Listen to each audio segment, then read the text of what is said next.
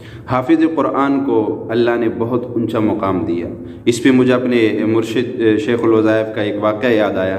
فرمایا بہاولپور میں ایک شاہ صاحب ہوتے تھے، اور اس وقت انگریز کا دور حکومت تھا۔ تو انگریز کے دور حکومت میں وہ ریلوے اسٹیشن پہ ملازم تھے۔ تو ایک دفعہ وہ ڈیوٹی بھی تھوڑے لیٹ پہنچے۔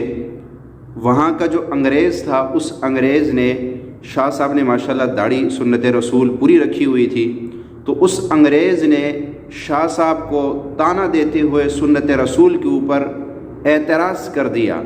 شاہ صاحب جلالی طبیعت کے تھے۔ شاہ صاحب نے فرمایا کہ میں ایسی ڈیوٹی پہ لعنت بھیجتا ہوں جس جگہ میری نبی کی سنت کی استہزاء کی جائے۔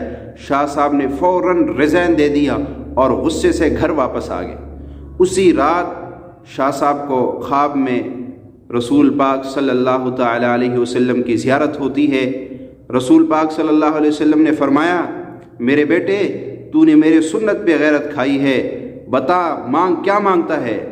شاہ صاحب نے کہا یا رسول اللہ، میں جو مانگوں گا مجھے ملے گا۔ فرمایا ہاں تو جو مانگے گا تجھے ملے گا، تو جو مانگے گا تجھے ملے گا۔ شاہ صاحب نے کہا یا رسول اللہ، میں اس چہرے انور کی روزانہ زیارت چاہتا ہوں۔ سرکار نے فرمایا ٹھیک ہے۔ فرمایا جب تک شاہ صاحب زندہ رہے روزانہ سرکار دو عالم صلی اللہ علیہ وسلم کی زیارت ان کو رات کو خواب میں ہوتی تھی، اور کبھی اس میں ناغہ نہ ہوا۔ اور اگلی نعمت شاہ صاحب کو اللہ نے یہ عطا فرمائی کہ وہ مستجاب الدعوات بن گئے، ان کی دعائیں بہت زیادہ قبول ہوتی تھی۔ ایک دن اللہ سے دعا مانگی کہ یا اللہ، جنت میں اپنا مقام دیکھنا چاہتا ہوں۔ اللہ نے ان کی دعا قبول کی اور جنت میں ان کا مقام ان کو دکھلایا۔ جب خواب میں انہوں نے جنت کے اندر اپنا مقام دیکھا تو اپنے مقام سے بھی اعلیٰ ایک مقام دیکھا۔ شاہ صاحب بڑے حیران ہوئے کہ مجھ سے اعلیٰ مقام کس کا ہے؟ فرمایا شاہ صاحب نے خواب میں عرض کیا یہ مجھ سے اعلیٰ مقام کس کا ہے؟ جواب آیا یہ حافظ قرآن کا ہے۔ اللہ اکبر۔ تجھ سے وہ شخص جس کو روزانہ زیارت رسول نصیب ہو، وہ شخص جو مستجاب الدعوات ہو، اس کا وہ مقام نہیں ہے جو حافظ قرآن کو اللہ نے دیا۔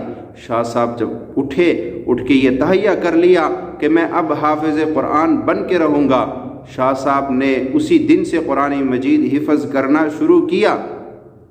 اور شاہ صاحب جناب عالی جب چوتھے سپارے پر پہنچے تو اللہ کو پیارے ہو گئے، لیکن انشاءاللہ نیت جیسی ہی اللہ نے نیت کے مطابق فیصلہ کرنا ہے، کل قیامت کے دن وہ حفاظ قرآن کے ساتھ اٹھائے جائیں گے۔ یہ قرآن کی عظمت ہے۔